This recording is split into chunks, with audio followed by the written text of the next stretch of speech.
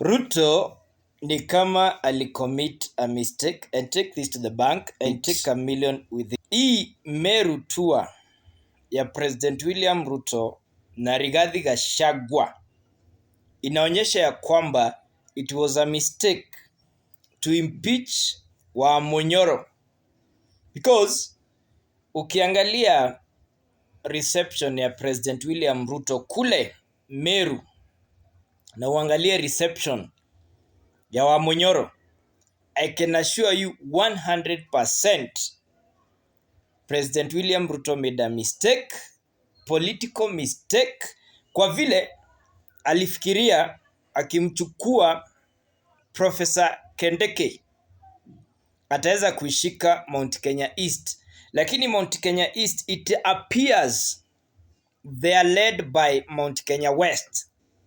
Yani Mount Kenya East si hawajazaliwa kama viongozi, lazima waongozwe na Mount Kenya West. Kwa vile unaona si Kindiki ni wa kutoka Mount Kenya East wamemkataa, lakini I'm very sure ingekuwa Vice President ametoka Mount Kenya West, hakungekuwa na pingamizi kubwa.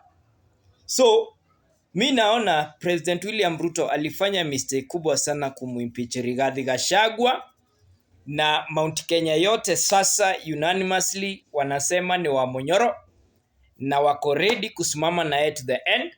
So sijui venye President William Ruto ata correct hii mistake yake ya kisiasa. Take it to the bank and take $1 million.